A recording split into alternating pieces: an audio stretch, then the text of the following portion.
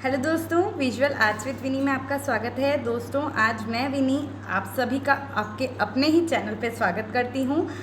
तो दोस्तों, आपको पता है हम लोग वेस्टर्न आर्ट की टाइमलाइंस से स्टडी कर रहे हैं और आज हम लोग हाई रेनेसेंस मतलब चरम पुनरुत्थान काल के बहुत एक महान कलाकार रफेल के बारे में पढ़ने जा रहे हैं। इससे पहले अगर आपको नहीं पता हो तो मैं बता दूँ कि हम लोग चरम पुनरुत्थान काल के दो महान कलाकार माइकल एंजेलो और लियोनार्डो इन पे सेपरेट स्टडी कर चुके हैं। अलग अलग वीडियोस में हमने इनके बारे में बहुत अच्छे तरीके से पढ़ लिया है और आई होप कि उसके डाउट्स आपके क्लियर हो गए होंगे। ठीक है, तो आज हम रफेल के बारे में अलग से भी क्यों पढ़ेंगे, क्योंकि देखिए इतनी ज़्यादा स्टडी इतना ज़्यादा जीवन में उतार चढ़ाव रफेल जी के नहीं हैं। क्यों? क्योंकि वो ज़्यादा उम्र जिए ही नहीं है, वो मात्र 37 वर्ष तक ही जिए हैं वो। जैसे कि हमने अर्ली रेनेसेंस में माइकल मासाचियो को पढ़ा था, वो भी बहुत छोटी उम्र में ही उनकी डेथ हो गई थी। उसी प्रकार से रफेल ने भी कम उम्र में ही बहुत ख्याति अर्जित करी, बहुत नाम कमाया और इतना कार्य किया और इतना अच्छे तरीके से कार्य किया कि हम उन्हें देखिए, हम लियोनार्डो दा विंसी और माइकल एंजेलो से कंपेटिबल स्टडी कर रहे हैं, मतलब हम उनको उनके साथ में रखते हैं। तो ये एक बहुत बड़ी, मैं कहूँगी, उनका खुद का अचीवमेंट था कि वो इतनी छोटी कम काम करके भी उनने बहुत कुछ नाम कमा लिया। ठीक है, तो हम आज रफेल के बारे में पढ़ेंगे डिटेल में थोड़ा सा। उससे पहले अगर थैंक यू सो मच आप लोगों के ऑल टाइम सपोर्ट के लिए, हमें अचीवमेंट मिला और अभी भी लोग मुझसे पूछ रहे हैं और इस पे इंस्टाग्राम और टेलीग्राम पे आप मुझसे जुड़ सकते हैं और लोगों के ये कमेंट्स आ रहे हैं दोस्तों कि जल्दी से जल्दी मैं अपना कोर्स कंप्लीट करूँ वेस्टर्न आर्ट का। तो मैं आपको एक चीज़ बोल दूंगी कि मैं बहुत अपना बेस्ट ट्राई कर रही हूँ, मुझे जितना सही बैठ रहा है और मैं आपको उसको देने की कोशिश कर रही हूँ। ठीक है, बनाने में थोड़ा सा टाइम लगता है यार, इसलिए आप लोग प्लीज़ कंसीडर करें उसको। और लेकिन मैं फास्ट वाले पे बिलीव नहीं करती, मैं ये चाहती हूँ कि मैं जितना बताऊँ उतना नॉर्मली बताऊँ आपको, है ना, सही बताऊँ और थोड़ा सा अच्छे तरीके से बताऊँ ताकि आपको उसके डाउट्स एटलीस्ट जल्दी में क्या होता है कि हम नई बहुत पॉइंट्स हम कवर करना भूल जाते हैं। मैं लिटरली कह रही हूँ कि सिर्फ ऐसा नहीं है कि हम बुक्स लेके बैठ जाएं कि बुक्स खोल लें, हम दिमाग से भी हट जाता है, अरे ये वाला वर्क तो हम भूल ही गए, बाद में याद आता है। कितने वीडियोस दोस्तों अभी तक दे चुके हैं हम लोग, अपन पढ़ चुके हैं, लेकिन कितने टाइम पे ऐसा है कि भाई बाद में याद आ जाता है कि यार ये वाला तो हम बताना भूल ही गए थे, बल्कि, है ना। तो ये चीज़ों को अवॉइड करने के लिए ही थोड़ा टाइम लेके वीडियो आता है दोस्तों, तो प्लीज़ कोऑपरेट कीजिए और मैं बिल्कुल कोशिश करूँगी कि नेक्स्ट मंथ हमारे नेट से पहले बहुत चीज़ें आपकी कवर करवाने की कोशिश करेंगे। ठीक है, तो अब हम हमारे रफेल को शुरू करते हैं। तो देखिए, रफेल का जन्म 6 अप्रैल 1483 उर्बिनो इटली में हुआ था। ठीक है, 1483 में उर्बिनो इटली में हुआ था। लियोनार्डो और माइकल एंजेलो दोनों से ये छोटे हैं। ओके, ठीक है। अब इनका पूरा नाम क्या है? तो इनका पूरा नाम है रफेल सेंजियो। क्या है? रफेल सेंजियो, ये इनका पूरा नाम है। मोस्टली इनको रफेल के नाम से ही जाना जाता है। इनके पिताजी जो हैं वो जियोवानी सैंटी के नाम से, मतलब नाम है उनका। जिस तरह से हमने देखा था कि माइकल एंजेलो के जो पिता हैं वो न्यायाधीश थे, है ना, और लेकिन फिर भी उनको थोड़ा सा उनके ये पेंटिंग में जाने करने में थोड़ा सा परेशानी भी आई थी, लेकिन रफेल में ऐसा नहीं था। रफेल के पिताजी जियोवानी सैंटी और ये जो है महान एक चित्रकार थे। ठीक है, ये भी एक पेंटिंग में वो करते थे और चित्रकार भी थे। तो इसी से हम ये कहेंगे कि जो इनकी आरंभिक शिक्षा है, रफेल की जो आरंभिक कला शिक्षा है, ये कला शिक्षा इनको इनके पिताजी ने दी थी। जिस तरह से पिकासो के जो फादर हैं वो भी आर्ट टीचर थे और हमने कहा था कि उनकी आरंभिक शिक्षा, उनका बेस उनके पिताजी ने किया था। उसी प्रकार से रफेल का भी जो हमारा फंडामेंटल्स है, उनका जो बेस है, वो उनके पिता ने क्लियर किया होगा। इनको जियोवानी सैंटी नाम थे क्योंकि वो पेंटर थे और शायद उसी से वो अप्रिशिएट होकर आगे बढ़े थे। ठीक है, एक चीज़ और अच्छे से ध्यान दे दीजिए कि जब वो 17 वर्ष के थे रफेल, तब लियोनार्डो 48 वर्ष के थे और माइकल एंजेलो 25 वर्ष के थे। ये चरम पुनरुत्थान काल के महान 3 कलाकार के नाम से जाने जाते हैं और इसलिए इनका एज डिफरेंस क्या है, कौन बड़ा था कौन छोटा है, ये भी आपको पता होना ज़रूरी है। ठीक है, तो आप इनका अंतर देख सकते हैं। 48 - 17 कितना? 1 और 31 ईयर्स का एज का अंतर है राफेल और लियोनार्डो में, और माइकल एंजलियो और राफेल में भी 8 वर्ष की उम्र का अंतर है। तो अगर कहीं कुछ क्वेश्चन ऐसा आ भी जाता है कि मान लीजिए माइकल एंजलियो जब इतने वर्ष के थे तो राफेल कितने वर्ष के थे, तो आप उसको 8 माइनस करके उस क्वेश्चन को आप आंसर दे सकते हैं ना। तो ये चीज़ आपको ध्यान रखनी बहुत ज़रूरी है। हम इन जनरली बहुत सारे आर्टिस्ट का ध्यान नहीं रखते, क्योंकि इतने आर्टिस्ट है किसका ध्यान रखोगे भाई। लेकिन ये जो मुख्य हैं उनको आप थोड़ा सा ध्यान रखो कि दोनों में अंतर कितना था, बस इतना याद रखो, ज़्यादा कुछ करने की ज़रूरत नहीं है, ठीक है। तो ये चीज़ थी। दूसरी चीज़ हम आते हैं उनके पिता। अब क्या हुआ, 1483 में तो इनका जन्म हुआ, अपने आरंभिक शिक्षा अपने पिता से वो ले रहे थे, है ना, बहुत अच्छे तरीके से लिए हैं। लेकिन 1494 में जो है उनके पिता की मृत्यु हो गई थी। 1494 में जब ये 11 वर्ष के होंगे तब इनके पिता की मृत्यु हो गई थी, और उसके बाद फिर वो डिस्टर्ब हो गए थे, भटकते रहे, एक तरह से हम बोलेंगे भटक गए थे। उनको नहीं समझ आ रहा था कि हमें क्या करना है। ऑब्वियसली इतनी छोटी सी उम्र में जब किसी की उनके पिता की डेथ होगी तो उनको बुरा लगेगा, ठीक है। तो 1494 में उनके पिता की मृत्यु हो गई थी, फिर वो भटक गए थे। फिर जो 4-5 साल के बाद हुई, फिर 1500 से उनने कार्य करना सीखना कहाँ शुरू किया, पेरुगिनो इनके गुरु माने जाते थे। देखिए आपको मैंने जब अर्ली रेनेसेंस आरंभिक पुनरुत्थान काल पढ़ाया था, तब आपको ये चीज़ बताई थी कि पेरुगिनो ये वो जो महान कलाकार, चरम पुनरुत्थान काल के महान कलाकार राफेल के कला गुरु के नाम से जाने जाते हैं ना। गिरलैंडो को पढ़ाया था, वो माइकल एंजलियो के लिए पढ़ाया था एक तरह से। तो यही चीज़ आप पेरुगिनो याद रखिए, उनका थोड़ा सा काम भी याद हो तो वो याद रखिए। 1500 से उनने उन पे कार्य करना, उनके साथ कार्य करना चालू किया। और इसलिए जब उनकी आरंभिक कृतियाँ हैं जो अभी हम पढ़ेंगे, जो स्टार्टिंग का वर्क है, उसमें आपको इफेक्ट दिखेगा थोड़ा सा अर्ली रेनेसेंस और पहले के कलाकारों का, पेरुगिनो का। अब आप ये बोलेंगे कि 3 कलाकार हैं ये महान हाई रेनेसेंस के, लियोनार्डो हैं, माइकल एंजलियो है, तो ये कोई ऐसा नहीं है कि कंपटीशन है भाई कि इसका कार्य उससे बिल्कुल अलग है, ऐसा नहीं होगा। और कला तो है ही ऐसी कि एक दूसरे का काम देखते हैं, सीखते हैं, है ना। हम लोग साथ में जो स्टूडियो वर्क करते हैं, एक दूसरे का कार्य देख रहे हैं और उसमें फिर हम कुछ नया करने की कोशिश करते हैं। तो सेम चीज़ राफेल ने भी किया। लियोनार्डो से बहुत कार्य उनका देखा, प्रभावित हुआ उनका कार्य, है ना। माइकल एंजलियो से थोड़ा सा पर्सपेक्टिव डिफरेंट था उनका, लेकिन फिर भी बहुत सारे लोगों का काम देख के और उसको प्रभाव लेने की कोशिश इनने की थी। तो इस तरह का संबंध जो उस समय था आर्टिस्ट में, ठीक है। अब आज भी है वैसे तो ये चीज़ें। और दूसरी चीज़ क्या है कि इनको डिवाइन पेंटर, दिव्य चित्रकार के रूप में जाना जाता है। यूरोप के डिवाइन पेंटर, यूरोप में हाई रेनेसेंस में कौन था जिन्हें दिव्य चित्रकार, डिवाइन पेंटर की उपाधि थी, तो वो थे हमारे राफेल। क्यों, है ना। उसके कारण है क्योंकि बहुत सारे उनने रिलीजियस टॉपिक्स ही कवर किए हैं अपने आर्ट वर्क्स में, तो इसलिए उनको शायद ये उपाधि दी गई होगी। 6 अप्रैल 1520 में इनकी मृत्यु हो गई है। 1516 से दिख रहा है, मुझे ऐसा लगा कि कुछ गलत लिख दिया शायद।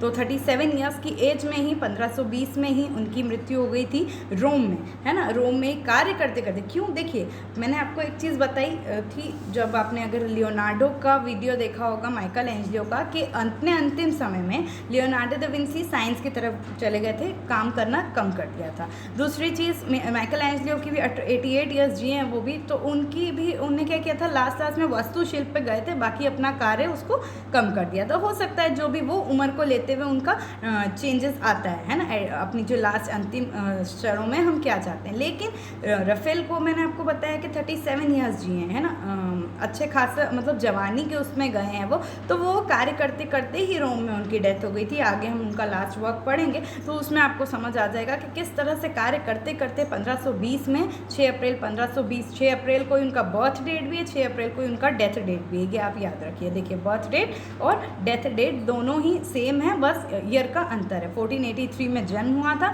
और 1520 मतलब 1520 में उनकी डेथ रोम में हो गई थी। चलिए आगे बढ़ते हैं। अब देखिए इनका जो ये थोड़ा सा मैं शायद इसका हिंदी करना भूल गई, बट कोई बात नहीं, इतना कोई ज़रूरी नहीं है कि उसको हम हिंदी में ही देखें। बस मैं आपको एक चीज़ बता देती हूँ, जैसे कि हमने माइकल एंजिलो का देखा, लियोनार्डो का देखा, मैं उसको जोड़ जोड़ के दोस्तों इसलिए बताती हूँ ताकि आप लोग को पिछला रिवाइज रहे, है ना। तो हम लोगों ने देखा कि रोम से मिलान, मिलान से फ्लोरेंस, यहीं यहीं घूम रहे हैं, है ना। इस वर्ष इतने साल यहाँ गए, क्योंकि आर्टिस्ट एक जगह टिक के नहीं बैठ सकता है। तो 2 साल वहाँ गए, 4 साल वहाँ गए, ऐसे करके हम लोग उनकी बहुत कॉम्प्लिकेटेड लाइफ को स्टडी करी। लेकिन इनकी लाइफ बहुत ईजी है, बहुत सिंपल से 2-3 जगह ही गए हैं। देखिए बता देते हैं आपको, ये 1483 लिखा हुआ है वैसे, बट आपको भी पता है कि जब 90 में उनके फादर की डेथ हुई, उसके बाद 1500 से वो पेरुगिनो के साथ जुड़े हैं, लेकिन वो हम इनको अर्ली लाइफ में कंसीडर कर रहे हैं, इसलिए 1483 से 1504 तक वो पेरुगिनो के साथ रहे और उन्हीं का इफेक्ट उनके कार्य में है। जो मैंने आपको ये चीज़ पहले बताई है कि जो उनके अर्ली वर्क में इनका, उनके कला गुरु का इफेक्ट आता है। 1483 मतलब जो उनकी बर्थ से लेके कंसीडर कर रहे हैं, ये इनका पहला भाग था इनके जीवन शैली का। दूसरी चीज़, वो 1504 में फ्लोरेंस चले गए। 1504 से 8 में वो फ्लोरेंस पे रहे और फिर उनने वहाँ पे, देखिए फ्लोरेंस में गए तो बिल्कुल वहाँ पे उनने, मैंने आपको ये चीज़ बताई, लियोनार्डो दा विंसी, मासच्चियो, इनकी स्टडी करी, इनके काम की स्टडी करी और फिर मतलब स्टडी करके, इमिटेशन करके, लेडा एंड स्वान करके जो उनका स्केच है उसको भी रफेल ने भी बनाया था, मैंने आपको पहले बताया था। तो ऐसे बहुत सारे कार्य हैं जिसका इमिटेशन किया, जिसको कॉपी किया, जिसको देखा और उससे अपनी एक, जो कि हर आर्टिस्ट करता है, एक स्टाइल डेवलप करने की कोशिश करी, है ना। एक तरह से कि बहुत उनका स्ट्रगल वाला टाइम था कि भाई कुछ अपना कार्य करना है। इस तरह से बहुत बड़ी चीज़ रहती है सबके लिए कि अपना स्टाइल कैसे डेवलप करें। तो उनने अपनी स्टाइल डेवलप करने की कोशिश करी 1504 से 8 के बीच में, जब वो फ्लोरेंस में थे, ठीक है। और ये कुछ एग्जाम्पल है, सेंट जॉन ड्रैगन और मेडोना, है ना, वो उनने करने की बनाया।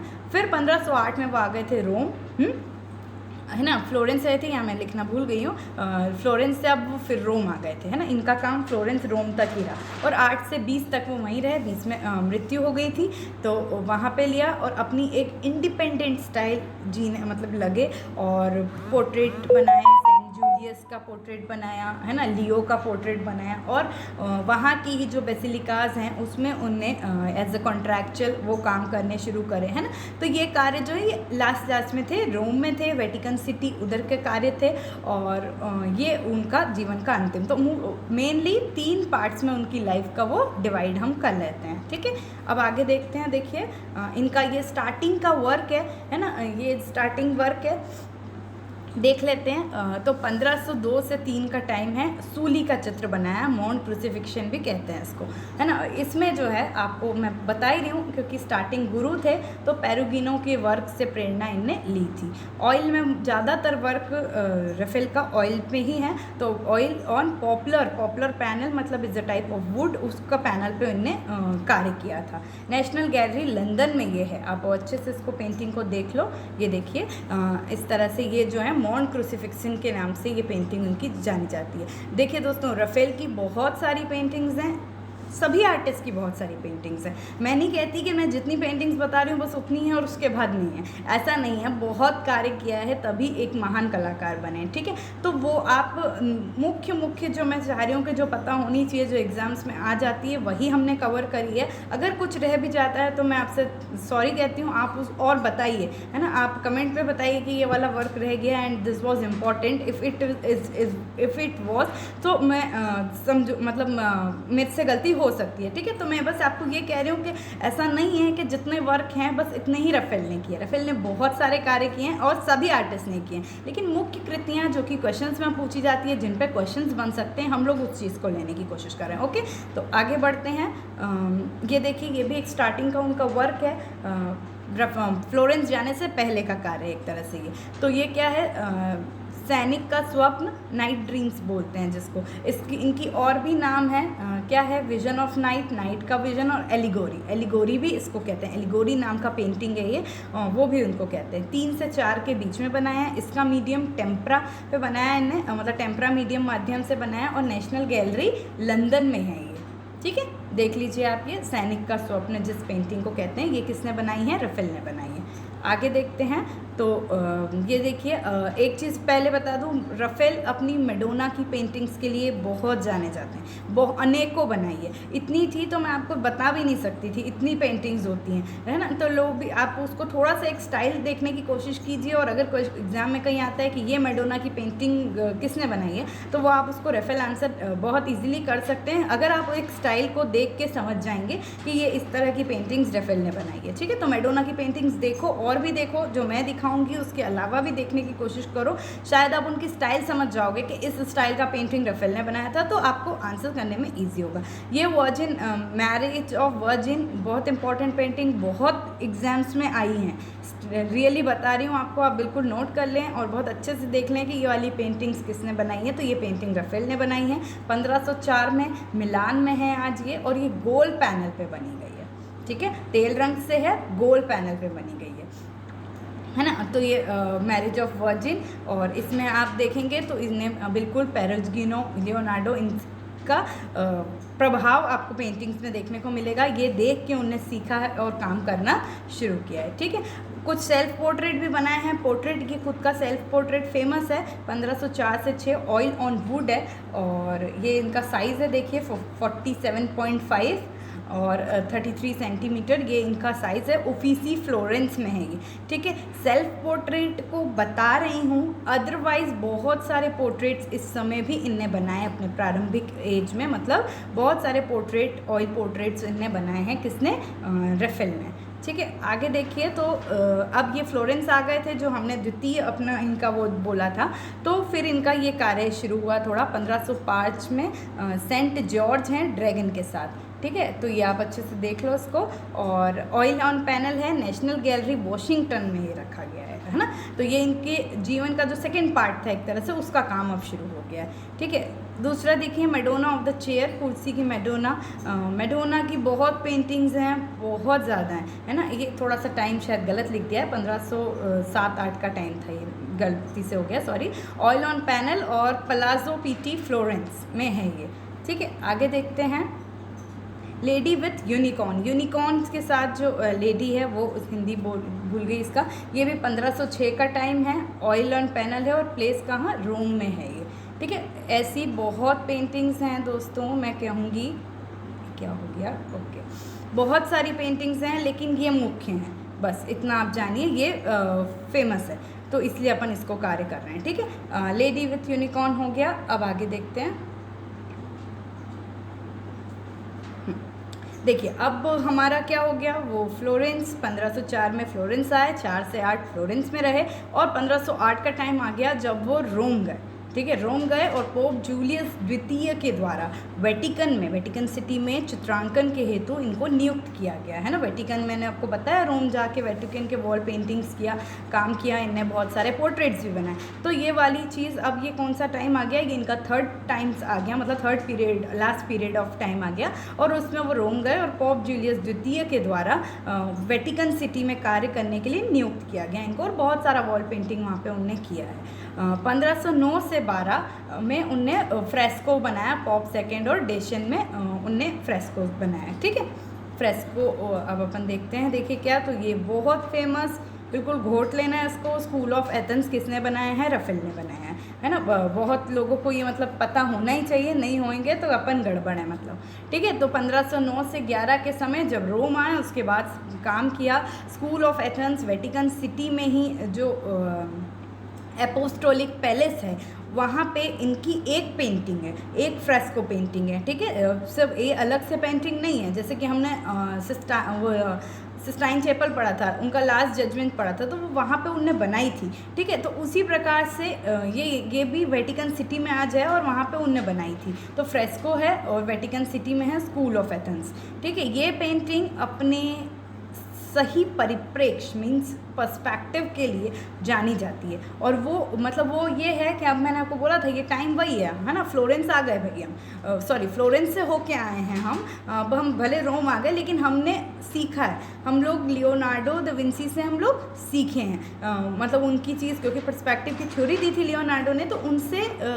थोड़ा सा सीख करके, और अपने स्कूल ऑफ एथेंस में कहते हैं कि उसका प्रभाव देखने को मिला है, क्योंकि school of Athens is famous for their perspective perspective, है ना, ये पेंटिंग उनके पर्सपेक्टिव, उनके परिप्रेक्ष्य के लिए फेमस है, इसलिए ये चीज़ का प्रभाव इसमें देखने को मिलता है। दूसरी चीज़, इसका हम बोलेंगे कि इसका टॉपिक क्या है, तो आपको ये चीज़ पता होनी चाहिए। फॉर एग्जांपल ये पेंटिंग ही आ गई और पूछा गया कि इसमें मुख्य दो ये जो फिगर हैं वो किसके हैं, तो ये जो ब्लू वाले हैं ये वो हैं हमारे एरिस्टोल हैं और ये प्लेटो हैं। ये यूनानी दार्शनिक, उनका एक सभागृह के टाइप्स पे पेंटिंग किया गया है और इसमें जो है हर फिगर्स को बहुत डिटेल और एक्सप्रेशन के साथ बनाया गया है। ठीक है, तो आप उसको बहुत अच्छे तरीके से देखें और भी कुछ इसका डिटेल पढ़ना चाहते हैं तो पढ़िए, लेकिन मुख्य यही था इसलिए बता रही हूँ। तो एक चीज़ और अभी स्कूल ऑफ एथेंस से याद आई कि 1512 में, ये कंप्लीट इनकी 11 में हुई थी, 1512 में जो सिस्टाइन चैपल है उनका, माइकल एंजेलो का, उसका द्वार खुला था। अब उसका द्वार खुला था तो काफ़ियों ने ऐसा भी कहा था कि ये शायद वहाँ से प्रेरणा लेके बना है, बट ऐसा नहीं था। नहीं, इसलिए क्यों नहीं था, क्योंकि ये कंप्लीट हो चुकी थी पहले और 12 में उनका गेट सबके लिए खुला था। ठीक है, लेकिन उस समय इस तरह के कार्य हो रहे थे, इसलिए कहते हैं कि थोड़ा सा प्रभाव ये सब में पड़ सकता है। माइकल एंजेलो और राफेल का थोड़ा सा पर्सपेक्टिव अलग था, ये मैं आपको हमेशा से बता ही रही हूँ। ला डिस्प्यूटा, ये भी वहीं का पेंटिंग है, क्लियर तो फोटो नहीं मिल पाया है, लेकिन देख लो उसी तरह का स्कूल ऑफ एथेंस जैसा ही है, सेम 1509-11 में है, फ्रेस्को, और कहाँ पे है, अपोस्टोलिक पैलेस, वेटिकन सिटी में है। ठीक है, आगे देखते हैं। अब ये देखिए cysteine Madonna, very very very important. यही आपके अंतिम समय पे ही, रोम के टाइम पे जब आए थे ये, तब अंतिम समय नहीं बोलूँगी, बट हाँ अपना जो थर्ड पीरियड फाइनली आया आपका उसमें थे। तो टाइम 1513 से 14, ऑयल ऑन कैनवास, ड्रेसडेन, कहाँ पे है ये, अभी ड्रेसडेन में है। और किसने बनाया था, तो पोप जूलियस द्वितीय ने 1512 में इसको कमीशन पे हायर किया था राफेल को, और राफेल ने इसको 1314 में कंप्लीट करके बना दिया था। ये अपनी एक फेशियल एक्सप्रेशन के लिए फेमस है, पोर्ट्रेचर जो है उसका मतलब, उसके लिए बहुत फेमस है ये वाली पेंटिंग। ठीक है, सिस्टाइन मैडोना आप अगर नाम आएगा तो वो आपको मतलब फेमस है ये।